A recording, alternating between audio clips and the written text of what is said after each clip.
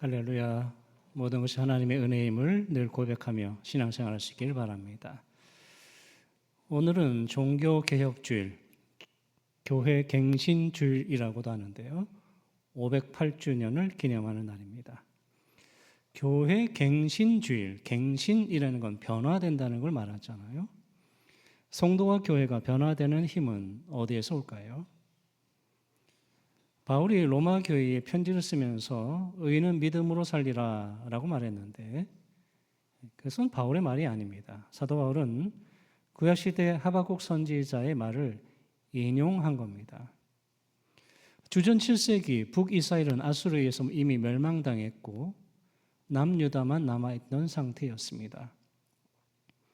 자신들의 종족 북이스라엘이 멸망당했으면 남유다가 정신 차려야 되는데 남유다는 정신 차리지 않습니다. 하박국 선지자는 너무나도 애통해하며 하나님께 기도합니다. 남유다를 살려주옵소서. 그런데 하나님의 응답은 바벨론을 통해서 남유다가 멸망할 거라는 거예요. 하박국 선지자가 다시금 간절하게 기도할 때 하나님께서 응답으로 주신 것이 의인은 믿음으로 말미암아 살리라라는 말씀이었습니다. 하박국 선지자를 통해서 하나님께서 주신 말씀, 또 다른 선지자들을 통해서 하나님께서 수도 없이 말씀을 주셨는데 그 말씀은 믿지 않는 사람들에게 주신 말씀이 아니었습니다. 예루살렘 성전에 가서 하나님께 경배하는 사람들에게 주신 말씀이었습니다. 그러나 그들은 하나님의 말씀을 듣지 않았고 남유다는 결국 멸망하죠. 1517년 마틴 루터가 95개조 반박문을 비텐베르 교회 문 앞에 게재합니다. 교황과 로마 가톨릭 교회의 지나친 권력 남용과 부패에 대한 비판의 글이죠.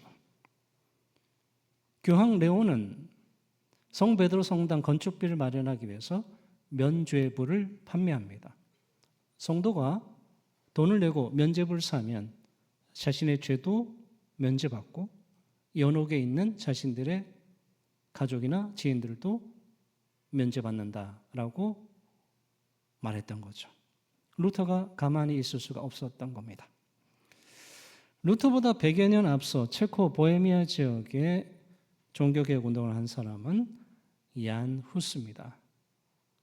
여러분들 프라하에 가보신 분 계신지 모르겠는데 프라하 그 구시내에 가서 그냥 뭐 관광만 하고 사진 찍고 시계 앞에서 사진 찍고 그렇게 오면 안 됩니다. 프라하 광장에 말을 타고 있는 그 동상이 있는데 그 사람이 바로 종교개혁자 얀 후스입니다. 당시에 교황은 절대적인 권위를 가지고 있었습니다. 가장 높은 권위. 그 앞에서 후스는 아니다. 사람이 아니라 교황이 아니라 하나님의 말씀이 절대적인 권위를 갖는다라고 가르쳤습니다. 그 가르침이 잘못된 겁니까? 잘못된 게 아니죠. 그러나 로마 가톨릭 교회는 얀 후스를 사형에 처합니다. 이후에 그의 개혁 운동은 보헤미아 사람들에게 영향을 주고 보헤미안 형제단이 만들어집니다. 영국의 종교개혁의 선구자로 불리는 사람은 존 위클리프입니다. 위클리프의 개혁운동은 얀 후스보다 50년 앞서고 루터보다는 200년 앞선 시기였습니다. 당시 유럽의 로마 가톨릭 교회는 사제들만 성경을 가지고 있었어요. 각 나라 사람들이 영국이든 독일이든 자국어로 된 성경을 성도들은 가지고 있지 않았습니다. 그래서 위클리프가 라틴어로 된 성경을 영어 성경을 번역하는데 그것을 못하게 한 거죠. 위클리프는 예배를 인도하는 도중에 하나님의 부르심을 받았는데요. 30년 후에 그의 유골을 파내서 불태워버립니다.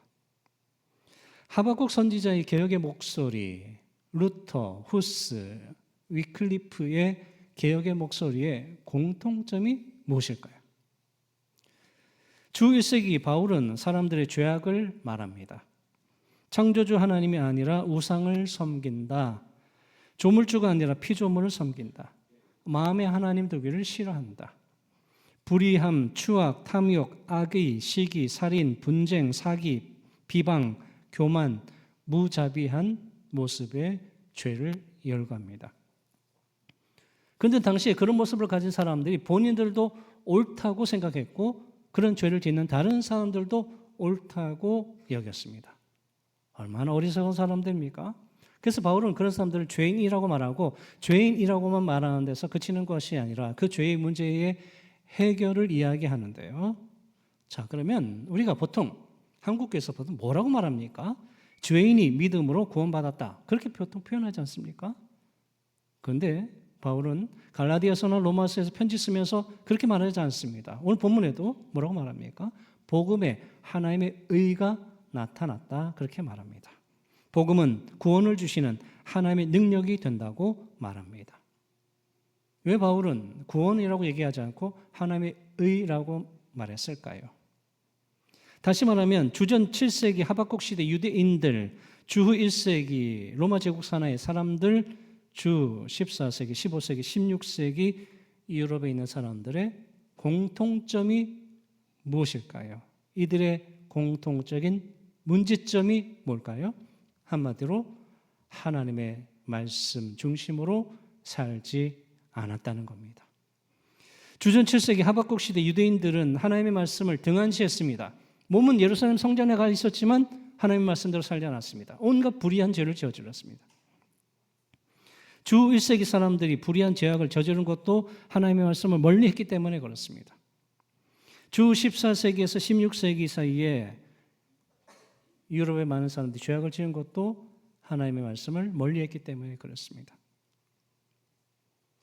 사제들만 라틴어로 된 성경을 가지고 있었습니다. 그리고 당시에 사제들 중에 라틴어를 읽지 못하는 사람들도 허다했어요. 그러니까 사제들도 성경을 모르는 거죠. 성도들이 하나님의 말씀을 읽을 수 있는 기회를 박탈했습니다.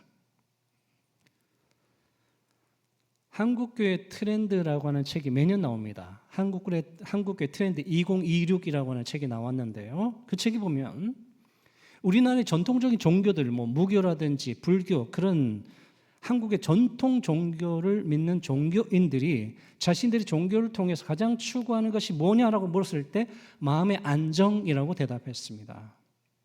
그런데 놀라운 것은 최근에 한국교회 기독교인들에게 왜 신앙생활을 하냐고 물었을 때 많은 사람들이 마음의 안정이라고 대답했다는 거예요. 무교나 타종교에서 마음의 안정을 위해서 종교생활한다. 기독교인도 마음의 안정을 위해서 신앙생활한다. 맞는 말입니까? 그 책에서 심플 처치라고 하는 앞으로 우리 한국교회의 어떤 대안적인 모습을 제시합니다. 심플 처치.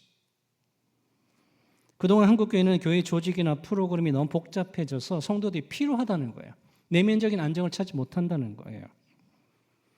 교회는 사역의 복잡성을 줄이고 심플하게 본질에 집중해야 된다는 겁니다. 수직적 권위 중심이 아니라 수평적 소통과 관계 중심으로 변화되어야 된다. 외형적인 것보다 내면적 영성의 회복에 중점을 둬야 된다. 그런 내용입니다. 심플 처치의 방향성에 대해서 저는 동의합니다. 우리가 장로 임직식을 2부 예배 시간에 간단하게 하는 것도 어떻게 보면 심플 처치의 모습이라고 할 수 있죠. 그런데 한국교회 성도들이 추구하는 것이 신앙생활하는 이유가 마음의 안정이라는 것은 상당히 충격적입니다. 마음의 안정은 우리가 하나님께서 우리에게 부수적으로 주시는 은혜이지 우리 신앙의 목적이 될 수는 없는 거잖아요. 그럼 무교나 기독교가 무슨 차이가 있겠습니까? 아담과 하와는 하나님의 성품을 닮은 존재로 창조되었습니다. 에덴 동산에서 하나님과 교제했습니다. 하나님의 영광에 참여했습니다. 그러나 그들은 하나님의 성품을 잃어버리게 되었고 하나님의 영광으로부터 멀어졌습니다. 그래서 성경에서 그리고 바울이 말하는 죄라는 것은 바로 하나님과의 관계가 어긋난 걸 말해요. 그래서 바울은 하나님의 의라고 하는 것을 말하면서 하나님과 어긋난 관계가 회복되는 것을 구원이라고 말하는 거예요. 그림 언어로 쉽게 얘기해 볼까요? 어떤 사람이 친구를 초대했어요. 그런데 친구가 집 앞까지 와가지고 들어오지 않아요. 그러면 친구를 초대한 사람의 마음이 어떻겠습니까? 문이 있고 그 문 앞에 손잡이가 있어요. 그 문을 하나님의 의라고 비유하면 그 손잡이는 믿음이에요. 성도들이 예수님을 영접하고 구세주로 고백하는 것은 그 손잡이를 잡는 거예요. 그게 바로 믿음이에요. 거기로 끝나는 게 아닙니다. 하나님께서 의롭다고 여겨주실 때 그 의 안으로, 문 안으로 들어가는 거예요. 그리고 거기서 하나님과의 화평을 누리는 거예요. 하나님과의 관계가 회복되는 거예요. 그게 온전한 구원의 완성을 얘기하는 겁니다. 바울은 어떻게 표현합니까? 복음에는 하나님의 의가 나타나서 믿음으로 믿음에 이르게 하나니. 하나님의 의로 믿음으로 믿음에 이르게 한다. 그게 무슨 말입니까? 믿음으로 믿음에 이르게 한다. 믿음으로 믿음에 이른다. 헬라어 성경을 직역하면 믿음으로부터 믿음에로 이런 말입니다. 믿음으로부터 믿음에로. 무슨 말입니까? 믿음으로부터는 출발점을 얘기하는 거야. 믿음에로는 목적지를 말하는 거예요. 믿음으로부터 예수님을 구세주로 고백한 그 믿음으로부터 신앙생활은 출발하는 거예요. 그게 목적지가 아니에요. 완성이 아니에요. 출발하는 거예요. 믿음에로 하나님과 화평에로 들어가야 되는 거예요. 그 과정에 하나님께서 우리에게 요구하시는 것이 하나님의 말씀에 대한 순종이고 열매인 겁니다. 한국교회는 그동안 출발점만 강조했어요. 예수님을 구세주로 고백하면 된다. 그럼 구원받는다. 그러다가 정지된 믿음이 돼버리는 거예요. 출발하지 않는 거죠. 아이를 낳았습니다. 아이가 한 1살 정도 지나면 일어서잖아요. 걸으려고 하잖아요. 첫걸음을 떼죠. 부모가 그 아이가 첫걸음을 뗀 것으로 야, 넌 됐다. 이제 첫걸음만 떼면 거기서 이제 중지해도 된다. 그런 부모가 있습니까? 아니잖아요. 계속 걷기를 원하고 더 뛰기를 원하잖아요. 성도가 더 걷고 뛰고 할 수 있는 힘이, 새롭게 하는 힘이, 목적지로 갈 수 있는 힘이 어디서 나올까요? 우리 힘으로? 아닙니다. 오늘 말씀에 복음은 구원을 주시는 하나님의 능력이다. 하나님의 능력이라고 하는 이 능력의 헬라어는 디나미스예요. 디나미스라는 말에서 나중에 영어 다이너마이트라는 영어가 생기는데요. 하나님의 능력, 다이너마이트보다 더 강력한 하나님의 힘으로 우리가 하나님과의 관계가 회복되는 거예요. 내 힘, 내 능력, 내 공로가 아니에요. 그래서 하나님의 능력을 입은 성도는 본질을 붙잡는 거예요. 하나님의 의를 덧입은 사람은 본질을 붙잡는 거예요. 바로 하나님의 말씀입니다. 하나님의 말씀을 붙들어야 되는 거예요.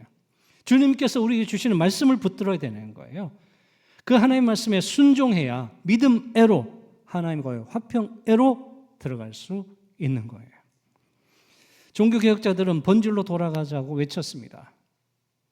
그들이 외친 본질은 오직 그리스도, 오직 은혜, 오직 믿음, 오직 성경이었습니다.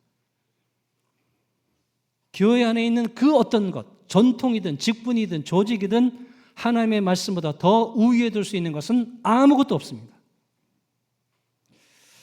한국교회 성도나 목회자 중에 종교개혁지 순례를 가는 경우가 있잖아요. 아까 말씀드렸던 루터나 후스, 또 칼빈 그런 종교개혁지를 이렇게 쭉 순례하는데 그 중에서 제네바에 있는 존 칼빈의 무덤을 또 방문하는 사람이 또 간혹 있습니다. 저는 제네바는 갔지만 칼빈이 목회하는 교회는 갔지만 칼빈의 무덤은 일부러 가지 않았습니다. 왜 안 갔을까요? 에피소드가 있습니다. 한국에서 제네바의 종교개혁 순례를 가가지고 어떤 사람이 칼빈이 있는 공동묘지 굉장히 크거든요. 그 공동묘지를 찾아갔어요. 근데 저녁이라 문을 닫아버린 거예요. 철문이 닫혔어요. 이 사람이 한국에서부터 왔으니까 꼭 보고 가겠다고 막 문을 흔드는 거예요. 관리인이 나와서 당신 도대체 왜 이러냐. 나 한국에서 왔는데 존 칼빈 무덤 꼭 보고 가야 된다. 관리인이 이해가 안 된다는 거죠. 그 먼 한국에서 와서 공동묘지 보러 왔느냐, 또 이렇게 소란을 피우느냐 이해가 안 된다는 거죠. 1564년 하나님의 부르심을 받기 전에 존 칼빈은 유언합니다. 내 무덤을 아무에게도 알려지도 말고 그 무덤 앞에 비석, 아무런 표시도 하지 말아라. 유언했습니다. 세월이 흘렀습니다. 19세기 약 300년 정도 지나서 사람들이 존 칼빈의 무덤에 가보고 싶은데 없잖아요. 후대 사람들이 그를 기념하기 위해서 무덤을 만든 거예요.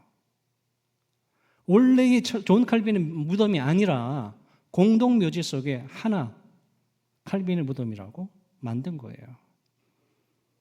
무명의 묘지가 아니라 후대에 기념하기 위해서 만든 겁니다. 진짜가 아니죠. 기념용 무덤을 찾아가는 것이 신앙의 본질입니까? 기념용 무덤을 찾아가면서 사람의 전통이나 직분, 조직을 앞세우고 불의함을 저지르는 사람이라면 하나님의 의를 덧입은 성도라고 할 수 없습니다.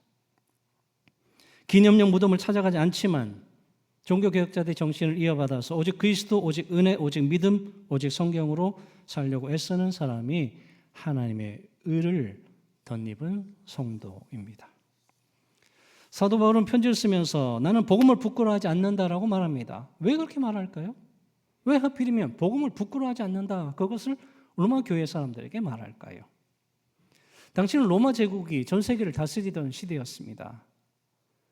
로마 제국 사람들의 시각에서 봤을 때 하나님의 아들이라고 하는 사람이, 메시아라고 하는 사람이 십자가에서 죽는 것은 수치스러운 일이죠. 부끄러운 일입니다. 기쁜 소식이 될 수 없습니다. 예수님은 그냥 무능력한 사람에 불과한 거죠.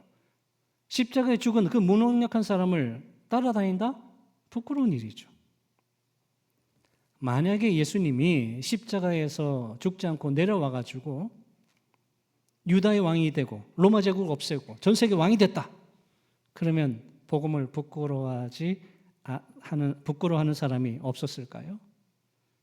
요즘 말로 하면 기독교인들에게 대학 입학 전형에서 가산점을 주고 집 분양 신청할 때 가산점을 주고 세금 감면 혜택을 준다면 복음을 부끄러워하지 않을까요? 더 열심히 교회 다니고 더 열심히 복음을 증거할까요? 그런 일은 벌어나지 않죠. 한국 사회에서 성도라고 해서 뭔가 더 혜택을 주는 게 아니잖아요. 현대사회에서 오히려 예수 믿는 것을 숨기는 것이 더 편하다고 생각하는 성도도 있잖아요. 하나님의 말씀대로 살지 않고 하나님 나라 가치관대로 살지 않는 것이 더 속 편하다, 더 유리하다고 생각하는 사람도 있잖아요. 그러면서 예배 한번 드리고 마음의 안정을 찾으면 그만이라고 생각하는 거죠. 심각한 문제죠. 하나님께서 아브라함에게 약속을 주시고 복에 대한 약속을 주셨습니다. 아브라함은 내일 일에 대해서 아무것도 알 수 없었지만 하나님의 약속을 믿고 순종하죠. 그런데 아브라함에게만 주신 약속이 아니잖아요. 우리 모두에게도 주는데, 우리들 가운데 그 하나님의 약속에 100% 다 순종합니까? 순종하지 않는 사람이 있잖아요. 왜 순종하지 않을까요? 하나님께서 복을 주신다고 얘기했는데 당장 눈앞에 내가 원하는 복이 나타나지 않는 거죠. 그러니까 순종하지 않는 거죠. 성도 중에 하나님의 약속보다는 세상적인 것에, 눈에 보이는 것에 더 마음을 두는 사람이 있는 거죠. 심각한 문제입니다. 정말 성도의 갱신, 교회의 갱신이 필요한 때입니다. 변화, 갱신, 새롭게 하는 힘이 어디서 올까요? 성도와 교회를 갱신하는 힘은 하나님의 능력, 하나님의 디나미스에서 오는 겁니다. 성도와 교회를 새롭게 하는 힘은 하나님의 말씀에서 오는 겁니다. 하나님의 말씀에 온전히 순종할 때 세상적인 권위, 고정관념, 관례, 편견, 불의한 것을 다 버릴 수 있습니다. 변화될 수 있습니다. 본질을 붙잡아야 합니다. 하나님의 능력을 신뢰하고 하나님의 말씀에 온전히 순종하여서 자신이 변화되고 자신이 속한 공동체가 변화되기를 소망하는 저와 여러분 되시기를 주님의 이름으로 축원드립니다. 기도하겠습니다. 성도와 교회를 새롭게 하시는 하나님, 성도와 교회를 새롭게 하는 힘은 하나님의 능력에서 온다는 것을 믿습니다. 성도와 교회를 새롭게 하는 힘은 하나님의 말씀에서 온다는 것을 믿습니다. 세속적인 권위나 고정관념, 관례, 편견, 불의한 것들을 다 버리고 본질을 붙들게 하옵소서. 예수님의 이름으로 기도하옵나이다. 아멘.